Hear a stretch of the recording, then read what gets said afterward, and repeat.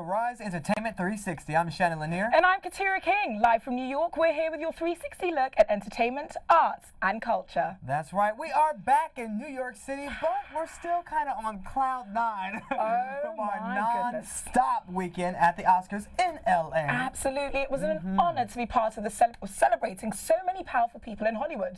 What would you say your favorite part was? Oh my gosh, there were so many great parts, but I definitely love the Oscars red carpet because there's no other carpet like it. Yes. And of course, walking down it with the prettiest girl in pink, Queen over here. Stop, Queen you flatter me. K. Oh, goodness. I mean, Don't stop.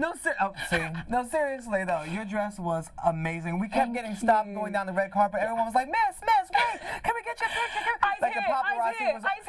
We have to take a look at your Instagram so people can see just how beautiful this dress was. And take us through a few of your looks because you had many changes throughout the weekend, throughout the day. Throughout each day, I had at least 2 to 3 changes. So let's take a look at the Instagram so I can walk you through each designer and who I was styled by for each piece. So you can see this is the dress, the famed pink dress that Shannon's talking about.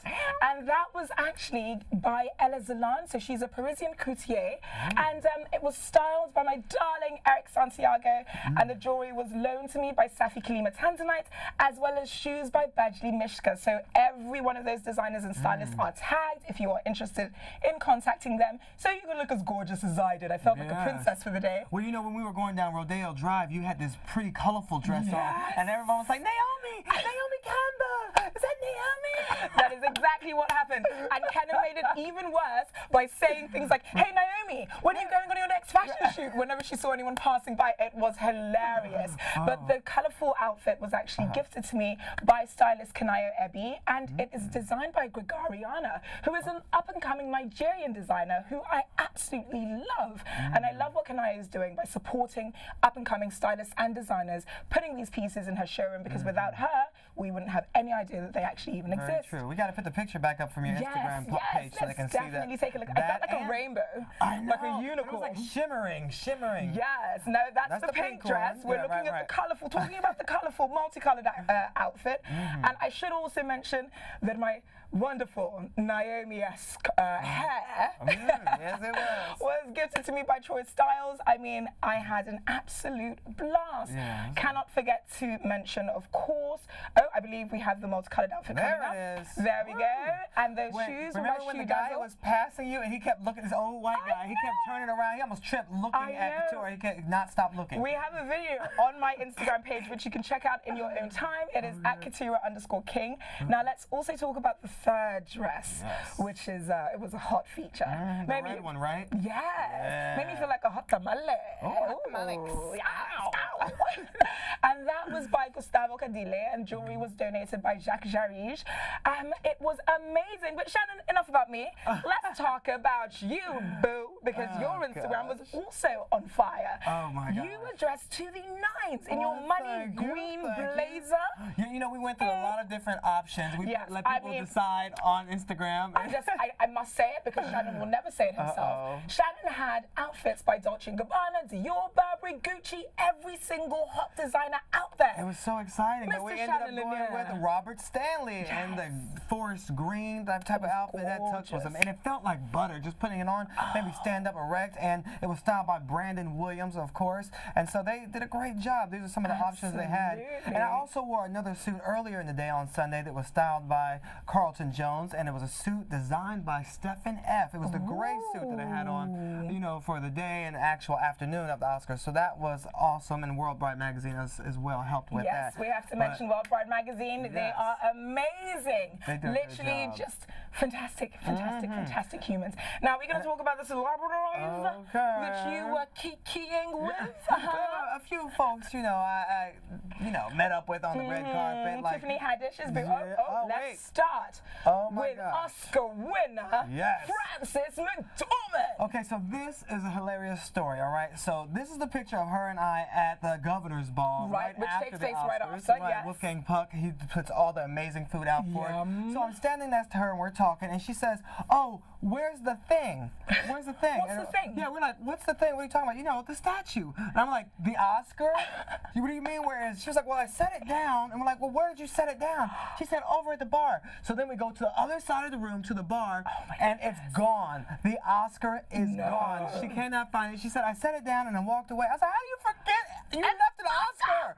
And I asked the bartender, "Sir, did you see an Oscar that was left here?" And he was like, "Ha ha ha." He thought you were joking. Yeah, I was like, "No, seriously. She left her Oscar here." And he was like, "No, I haven't seen it." I said, "Don't worry, I'll go tell security and see if they can be on alert to, warn everybody." The gentleman, Mr. Shannon, I was trying to help her out. I was like, "Yeah, my girl Frances, she lost her." And I was telling security this story, like, "No, she lost her." And I had to nobody believed you. I told them 3 times, and they're all like getting closer and closer, like 5 of them, all laughing at me. I was like, "No, Frances McDormand lost her Oscar. She set it on a bar, she walked away, and now we can't find it." And thanks to you, the villain was apprehended. Now, I didn't chase him down, but Terry Bryant, he was on social media bragging that he had this Oscar and everything. Why would you go on social media and brag? Dude, you can't sell it. First and foremost, it was engraved, so I don't know why you took it, Terry. So you can sell it on eBay, probably? But, I mean, they would trace it back to you. You stole an engraved piece. They did trace it back to him because he was stupid enough to put it on social media. And now he's in jail. Terry Bryant's in jail, so... Don't not that steal, smart. kids. Yeah, don't steal. Don't steal. It's not good. But that's my Frances McDormand story, the best story of the weekend. Absolutely. Talk about an exclusive. Wow-wee. But I also have fun messing around with Tiffany Haddish because she has become your best friend. I know, she's clearly my BFF. I told her that on the red carpet because I was walking her into the actual ceremony at the Oscars, and I was like, "Now, how's she gonna be ready? She ready? If you're late." She's like, "You right, let's go." And so we're walking in arm in arm together, and I was like, Page 6 gonna start talking about us. Look at you guys together. We were starting some rumors right there on the red carpet. I mean, as long as she doesn't steal my office husband from me, I'm happy. You're good. Right. Oh, what about your story of Mary J. Blige? Okay, so I have all these stories. So I see Mary J. Blige in our hotel the morning of the Oscars, but I was doing a photo shoot that morning, so I was in a bathrobe, random in the lobby of the hotel, so strange and weird. Took a picture with her, and then she was like, "Okay." So I had to redeem myself when we got to the Oscars, and I said, "I'm so sorry about the lobby picture earlier." She was like, "Yeah." You should be. Yeah, because in her mind, she was like, "Yeah, that was crazy." Because people were like, "Why is he in his bathrobe and you're in a picture with him?" Right. That could start other types of rumors. Of course. We took another picture at the Oscars to redeem ourselves. And it looks gorgeous. Shannon, I love that your Instagram is dominated with all your amazing sort of photo ops with the celebrities, but he's a celebrity himself, so hey, well, thank you. To be expected. I rock with celebrities all the time. Clearly, we had a great time in Hollywood. That is so true. And one of the best events out at the Oscars was the Essence Black Woman in Hollywood Gala. Yes. Take a look.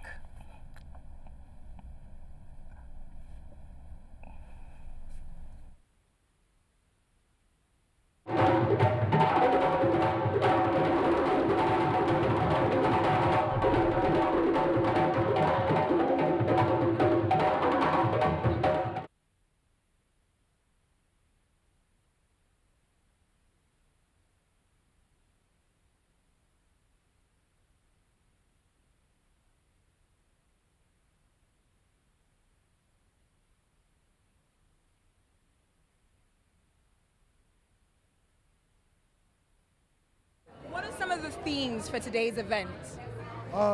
Inclusion, I would say braveness, heritage. So tell me why you're here today at the International Women of Power event.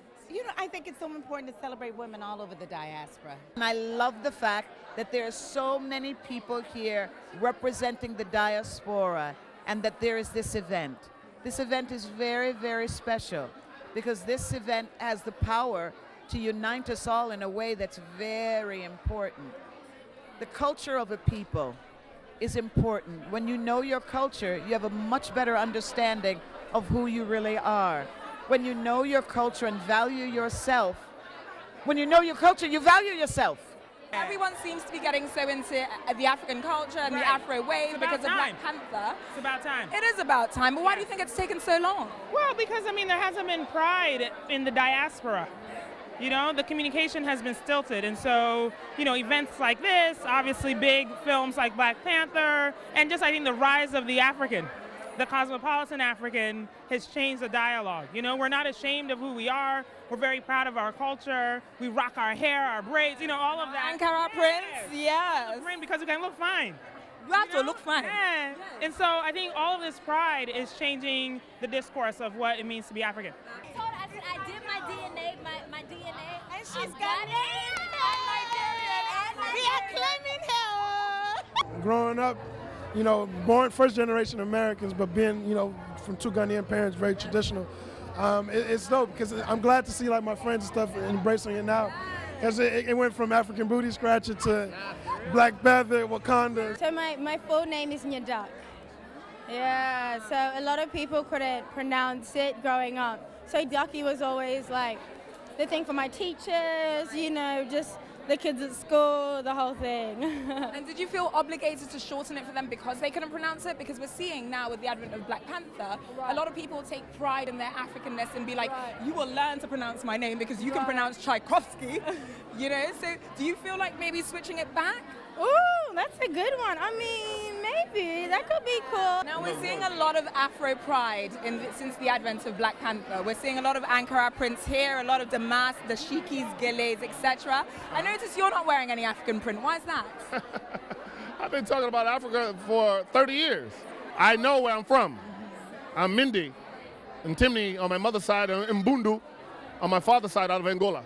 I know where I'm from, so I don't have to wear the African dress as much as I did to feel connected to Africa. I love our designers. They're just amazing, doing amazing stuff. I have a platform to, you know, I'm carrying Nigeria with me everywhere I go, so I have to project that at every turn I get. In this time where feminism seems to be taking center stage with the Me Too and the Time's Up movement, and the fact that we've just started International Women's Month, how important is it to you to be solid with your sisters?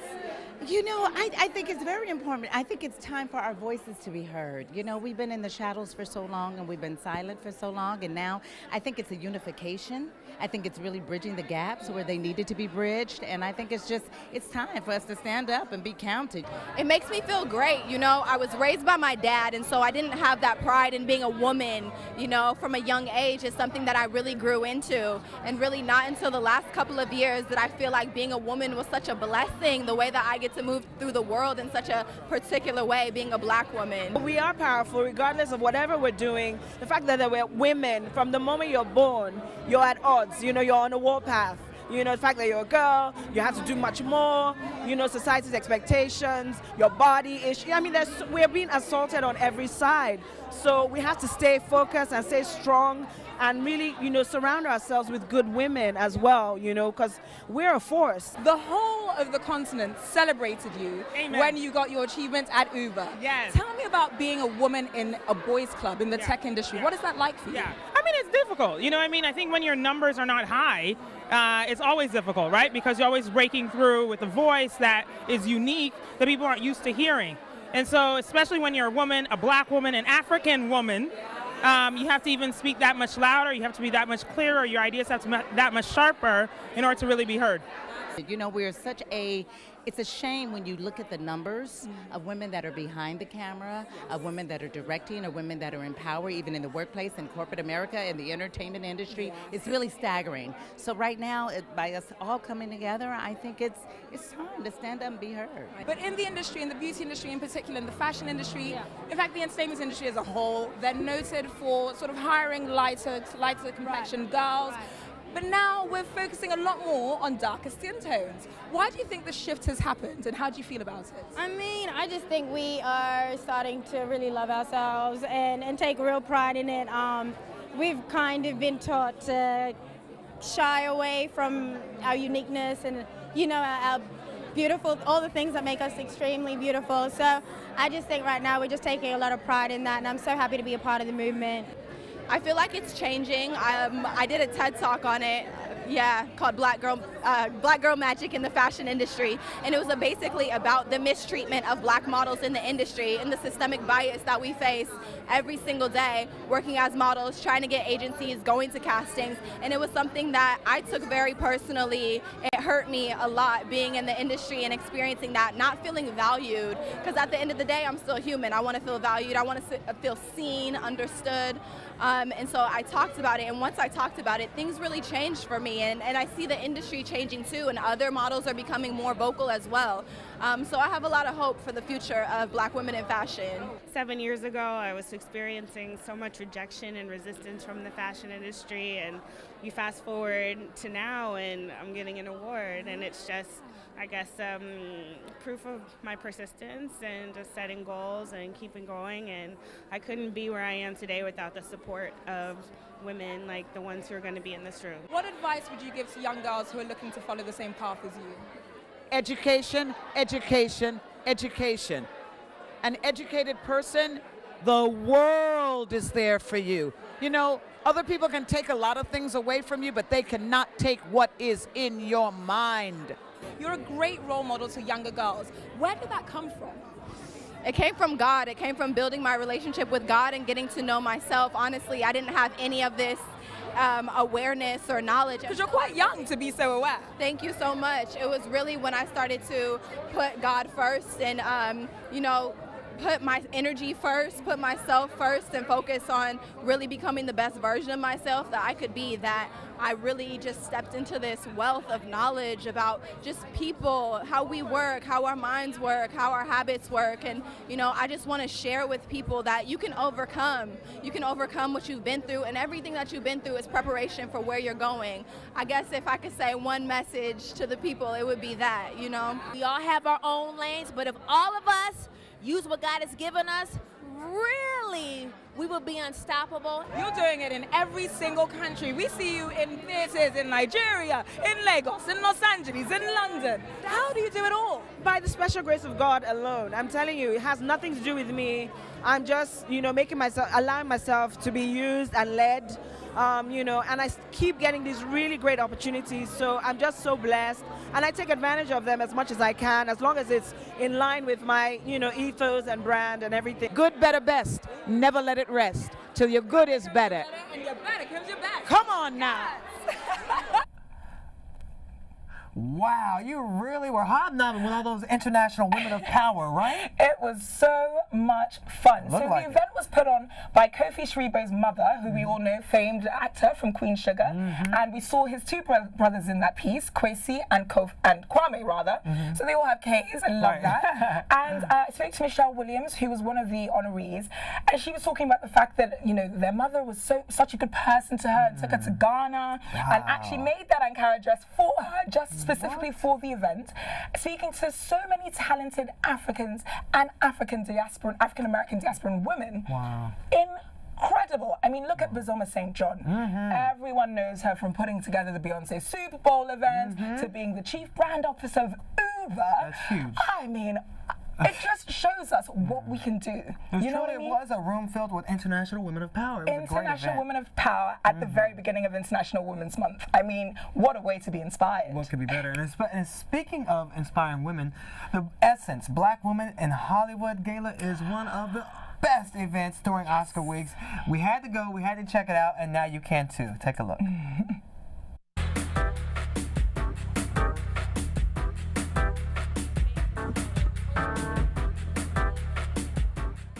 To see the brothers here who are like, raise you up. Wakanda forever! Shannon said he wanted to go on my Instagram. It just fell off. Your earring?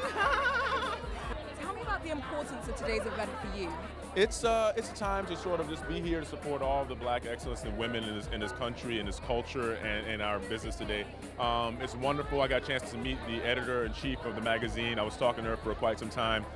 It's an honor for me to be here because, first and foremost, the men were able to sort of come about and sort of be in the forefront for a very long time, and the women have sort of been there, sort of supporting, you know, and now it's their turn. And I just like to say that, you know, we can be there for each other. We can support each other in every facet, in every way, and always be positive about that. So I'm here always to show that, you know, positivity is the way to go. Always be here to have each other's backs.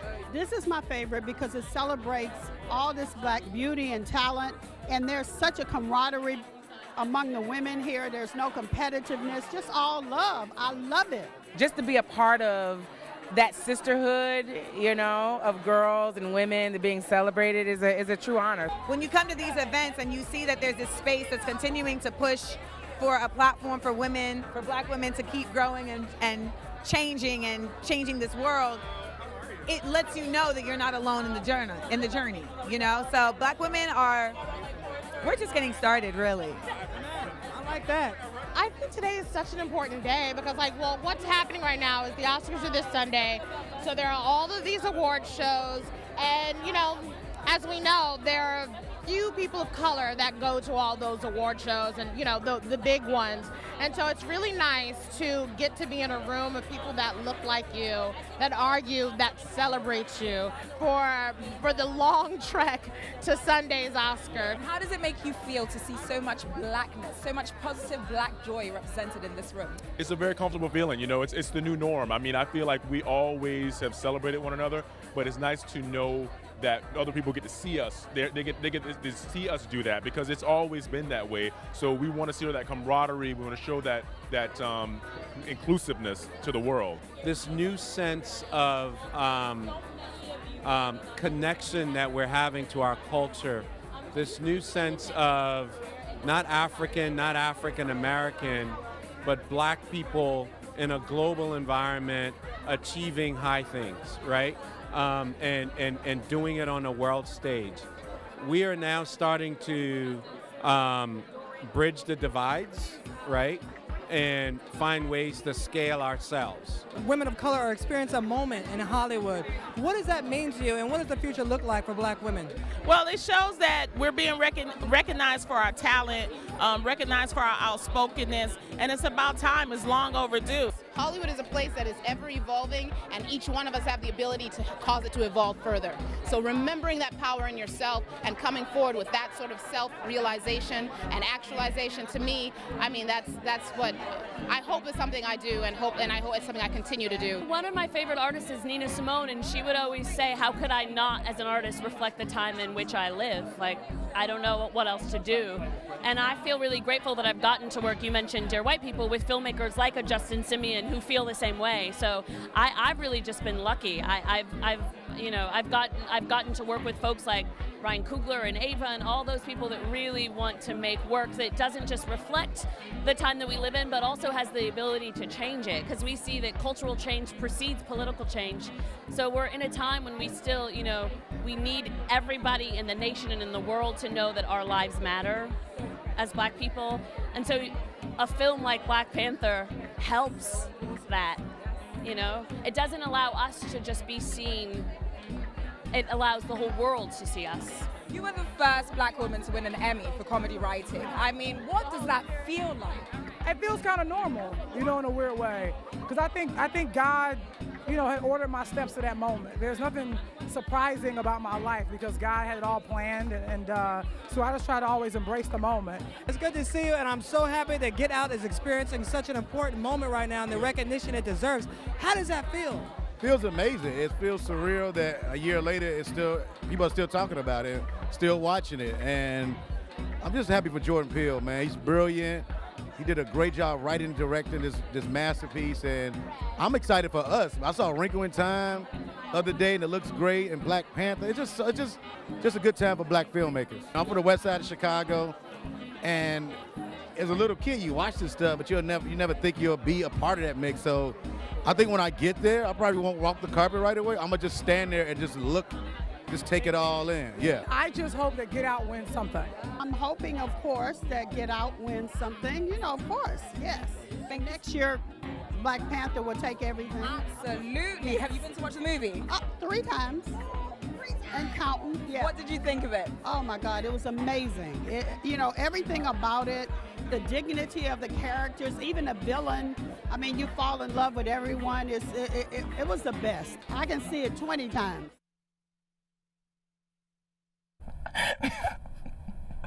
That was phenomenal. I cannot get enough of the essence black women in Hollywood. Amazing, yeah. Absolutely amazing. We were talking about the fact that it felt like being at your grandmother's cookout. Yeah, you know, being surrounded by so many aunties and sisters and, you know, nieces even, just doing amazing things like Chloe and Halle singing on stage. They, of course, sang the soundtrack for A Wrinkle in Time. And everyone just empowering each other and inspiring each other to do more, do better, and to be their true selves, which was really nice that they were able to be vulnerable in that that environment, in that moment. That's what Essence does for Black women all over the year.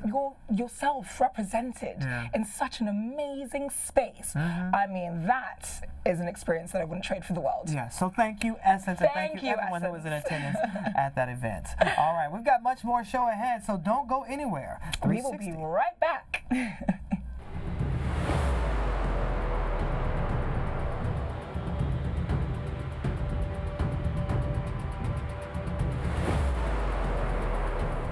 Welcome back to Rise Entertainment 360.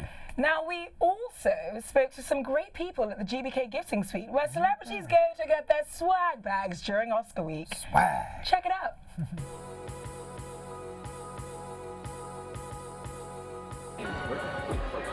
Okay.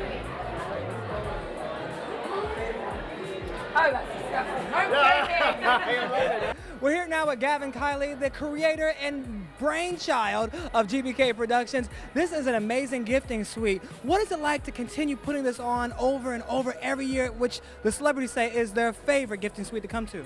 Draining. No, I'm kidding. Right. No, it's a lot of fun. I mean, we always try to find the best of the best products.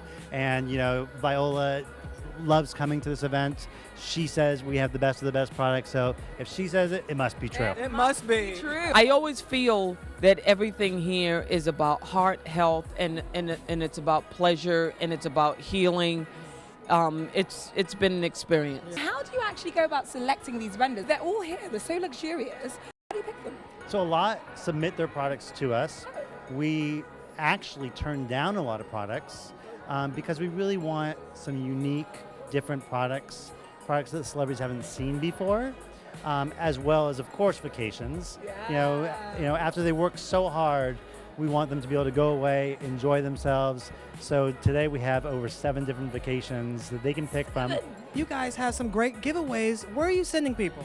Oh, today at the Oscars Gifting Lounge with GBK, we're doing 2 nights, all-inclusive, at the Hilton Puerto Vallarta, the Hacienda, and we're also doing Portugal. Yeah. Wow, and these are trips people can read about in the magazine as well. They can read about the destinations in the magazines, and they can go and experience them for themselves. What is your favorite item that you found today? Oh, now that's a hard one. I know, there's so many good ones. That's a hard one, but you know what? I would have to say the survivor, the survivor from the Las Vegas shootings. Yes. It's just moved me the most. That's amazing. Because it is proof positive that there are real life heroes. They don't necessarily have capes and they don't have lassos, but they have a heart to give and to change and to get beyond tragedy and to live a life bigger than themselves. So that was really great. And then I'm gonna have to mention the John Kelly chocolates. Oh, yes, because of course. Just because.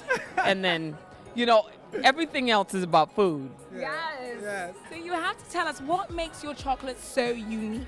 You know, it's really has to do with starting with great ingredients, an incredible recipe, and then the way you execute it. So in our factory, chocolate factory, we have a lot of people doing everything by hand. Wow. And that's really what enables you to get a truly superior tasting product. I'm here with Sam from Safi Kilima Tanzanite. Sam, tell me about your gemstones. Yes.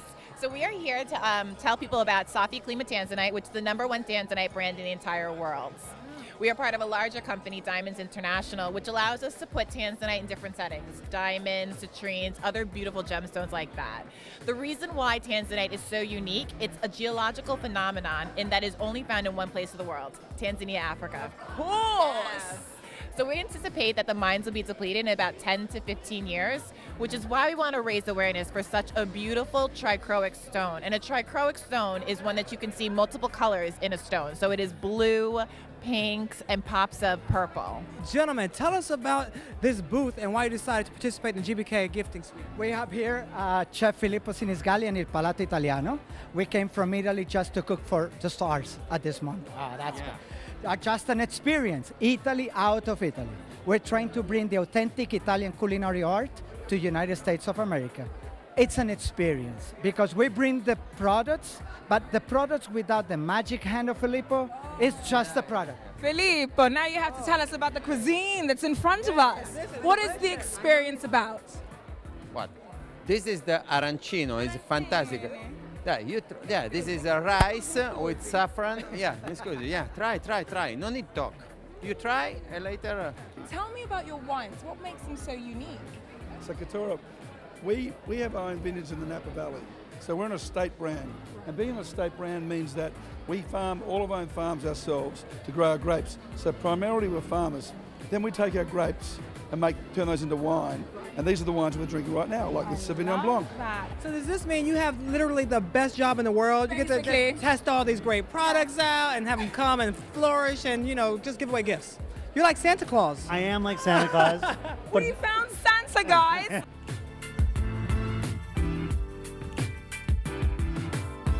Oh my gosh, that was so much fun. We got so many great gifts too, I will say that. Oh my goodness.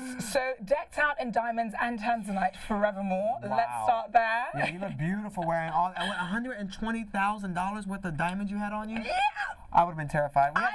Did you have like your own security guard watching you every step? And then the armed guards came the day after the Oscars to pick it up, and I was like, please take it, thank you. I kept it all intact for you. You could breathe after that. Like, Exactly. Wow, well, but the jewels that we got in our Safi Kalimi Tanzanite gift bags were more than make up for it. All right, well, GBK Productions always does a fantastic job. If you ever get a chance to go to one of their gifting suites, please do. And if not, just look at our packages. They're Viola Davis's favorite gifting suite, so if she says it's good, then who are we to say no? Exactly. All right, guys, we'll be right back with more 360. Don't go anywhere.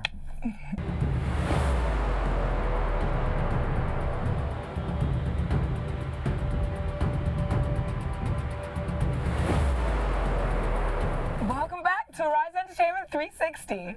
Now, our next guest is a multi-platinum award-winning writer, producer, and director who got his start in the music industry with his friend LL Cool J. And now this super producer is taking the gaming world by storm with his new virtual reality company, VR innovator Damien E. Love. Welcome to Rise 360. Hello, welcome. Thanks, guys. Appreciate you having me. Now, tell me how one transitions from the music industry to the tech industry. Right.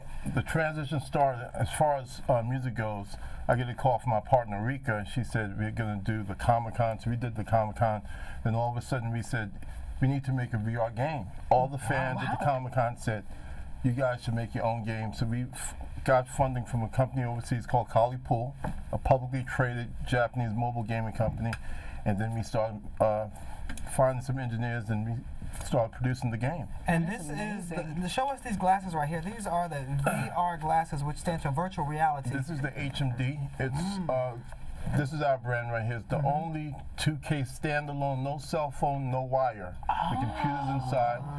Google and Samsung, That's really high tech, yeah, because you just mentioned Google, Samsung, they're not even on your wavelength yet. Well, we're the first to have it in America. And you just put them on your head like this, and you see a whole world. You see a whole world. And the thing about it is, like, everywhere it's 360, so when you look around and down, this is so cool. You're completely immersed in 360. No, I see an island. I'm looking at a beach somewhere. You can play, you can see movies, games, all these different things you can do, and take you to all the worlds, basically. Exactly. So we have a game coming out. It's called Fearless D. It's a drift driving game. Oh, cool. And we have a driver by the name of the Drift King. He's the #1 driver in Asia right now. And they made several movies about him called Fast and Furious.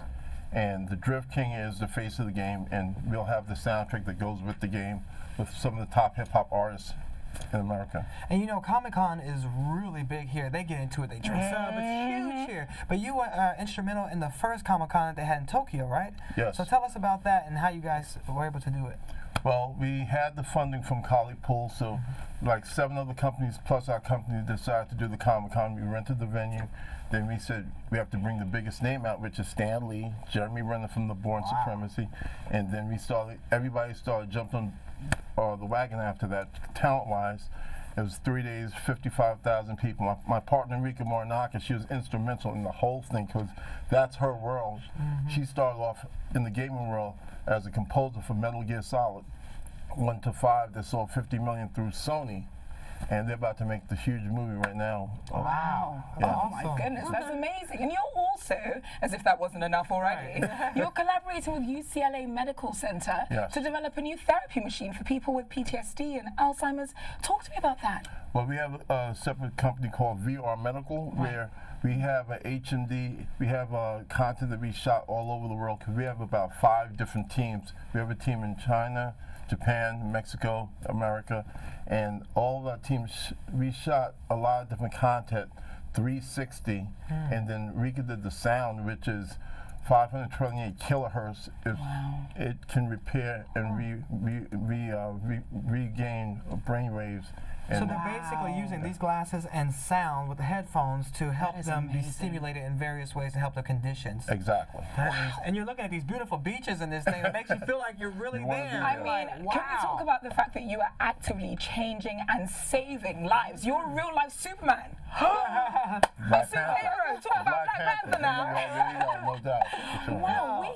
And you're also using a lot of the music industry in your background to help out with the technology and the music and the soundtracks for this, right? Exactly, because Rika Mornaka, my partner in this company, VR Innovator, she's 50 million sold through Metal Gear Solid, through Konami. She's managed to be the actual groundbreaker with the sound. She brought the composing to Metal Gear, and she's bringing the composing and all the music to this. Whereas when you hear it, it brings like healing purposes to you. Wow. Awesome. Okay, so staying with the musical aspect of things, let's go take it back a little bit further back in time to 1985, when you co-produced Radio with LL Cool J. I mean, Rick Rubin, Cut Creative, and the rest of the LA posse. Wow. And you guys were just kids back then. You and LL grew up together, right? Yeah, we grew up together in Queens and St. Albans. We were actually the first artists signed to Rick Rubin and Russell Simmons' Def Jam Records. After that, we started working with Tupac, Public Enemy, but we were the actual first artists on Def Jam Records that opened up the door for every other Look artist. like little kids on there. Amazing. Now, radio went double platinum, but it was actually, I'm going back to Cali that earned you a Grammy nomination. Look at him, look at him. You cannot bring food or music around Shannon without him eating or dancing. I can't help But let's talk about I'm going back to Cali earning you a Grammy nomination. Now, that is huge. How did that change your music career? That just took it into a totally different direction, because that song really opened up a lot of doors, just like King of Rock from Run DMC and My Adidas. That took a thriving career into a different direction. We brought in actually a different audience. You know, we hit the Caucasian audience a little bit more, and the overseas audience, they were like, wow, this is a song that everybody was calling, every promoter was calling to book us for different shows. And you're probably one of the closest people to LL Cool J, you know, there could have been. What was it like working with him then, and how are you guys in a relationship now? You still friends, you buddy, or BFFs? What? Well, we started off as kids, and he was a perfectionist. He'll do his vocals 50 times before he leaves the studio. Really? It's never good enough. He's a workaholic at that time, and he still is. And everybody around him, pretty much, he leads as far as by example. No, it's not good enough, guys. The sound is not right. We can always keep going. We'll sit in the studio at that time 2-3 days at a time. Wow. No showers, just cheeseburgers and fries. Get it done. And just get it done. Get it done. That is amazing. And it's interesting how things have changed from back in the day till now. Talking about that, there's also street teams, which were popular in your day. We started that. Yeah. So tell me about that guerrilla style of marketing. Well, at that point in time, the music was hitting the radios. Then we decided, you know what, we can give out flyers at night. Let's hit the clubs with flyers. Let's go by all the high schools with flyers. Let's go to the colleges. Let's go across the country, start doing the same thing. Next thing you know, a guy by the name of Tony Cornelius gave us a call, Don Cornelius' son. Wow. And he said, I want you guys to come on Soul Train. And at that point, That's huge. Yeah. I mean, your life was clearly written in the stars before you were born. That's amazing. Thank you. But you know, another amazing thing was your life took a detour when you were shot 6 times in 1989. You know, the priest was in there saying goodbye. You know, you was there praying over you and everything. But do you think that opportunity changed your life to make you look at life differently, as even getting a second chance? It's a possibility, I would say so, because you don't really think about a bad situation until it actually happens to you.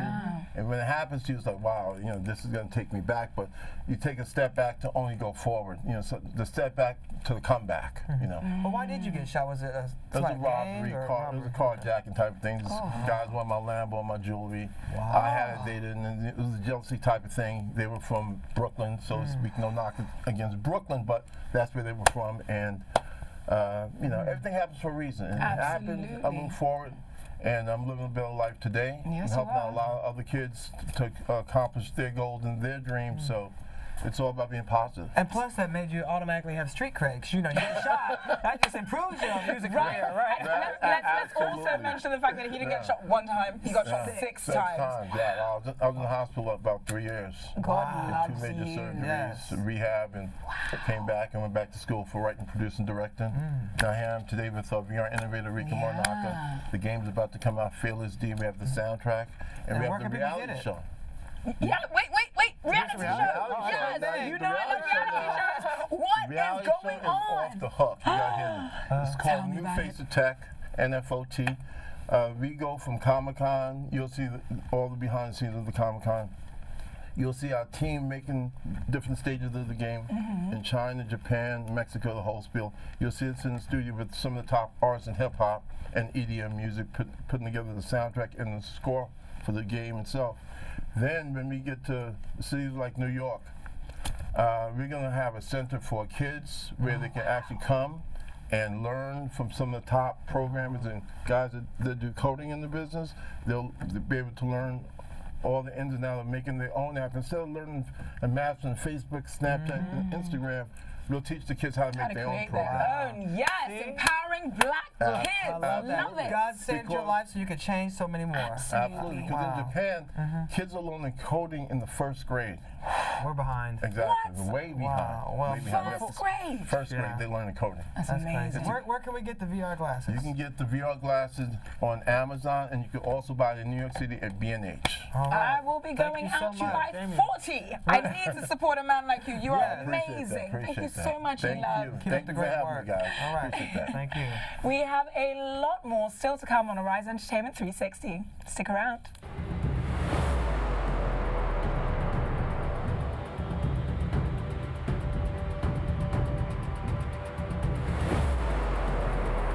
Welcome back to Arise Entertainment 360. We are now joined by R&B soul goddess Diva Mahal, who combines her masterful songwriting and breathtaking vocal talents on every record she graces. With a warm alto that sometimes conjures up Lauryn Hill, Mahal is creating a style all of her own. That's right, here to talk about the much anticipated debut album, Run Deep. Diva, welcome to the show. Hello. Thank you so much for having me. Hi. We have to talk about this moment first. Look at this. Tell us about all the jewelry, moments. the outfit. Wow. The tattoo. And the cowrie shells. Oh my goodness, I love her. Did you just come from Wakanda?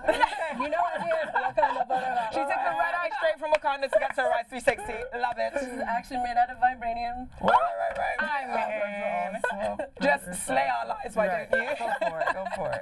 Now, you have, I mentioned earlier, your style, the way you sing. Oh, it's so electrifying. Thank you. You have blues in your blood, R&B mixed with a little bit of rock even.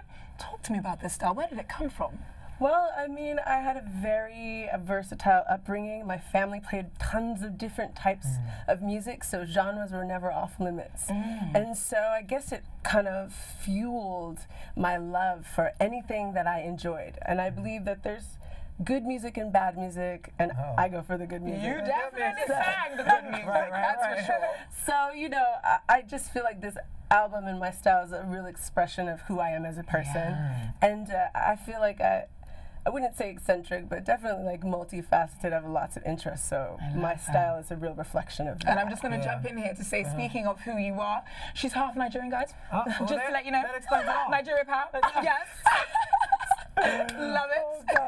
Well, you were talking about, you know, your love for music and your roots of music running deep. Is that why you called it the title of your debut album, Run Deep? Explain that. Yeah, I mean, definitely that, but also because I believe all things that are valuable to me run deep. So my friends are like, the relationship runs deep. Real friends. Love runs deep. Music for me comes from a really deep place. Like, so I said that it's important to not swim in the shallows. So Run Deep is kind of a reflection of that, to kind of ask people to dig deeper. Well, you said love runs deep. So are you in love right now? Because after y'all hear her sing, she's going to be getting all kinds of phone calls. Right? You know, I'm going to say pass on that one. Wait, you're supposed to say, I'm in love with my music right now. That's the go-to answer. It's my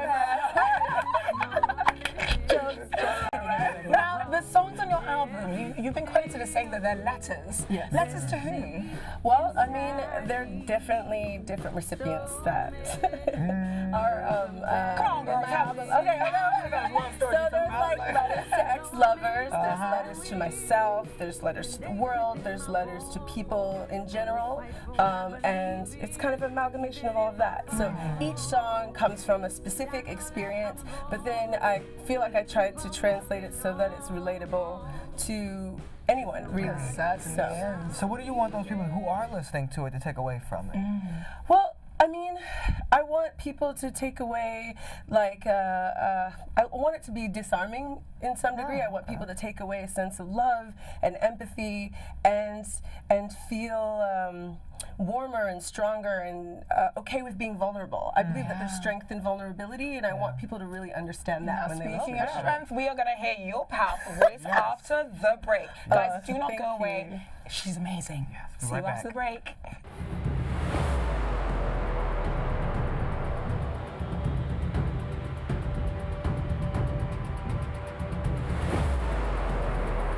Welcome back to Arise Entertainment 360. All right, now the time you all have been waiting for, here to help us end the show to perform her latest hit single, Run Deep, from the album of the same title. Diva Mahal, take it away. Thank you. You got it. Hey, hey, yeah, hey, whoa, hey, hey, yeah, hey, whoa, slither like a snake in the grass, wolf in sheep's clothing with words made of glass, crept up upon me like a shadow on a wall, couldn't prepare me for how heavy I would fall, and I said, ooh, girl, step on the scene, don't you know the world is on me, ooh, girl, caught in between, don't you know the grass ain't green, ooh, girl, step on the scene, don't you know the world is on me, ooh, girl, caught in between, don't you know the grass ain't green, smoke and mirror with the spell you have cast, cruel predictions have all come to pass, yeah, the earth is shaking and the sky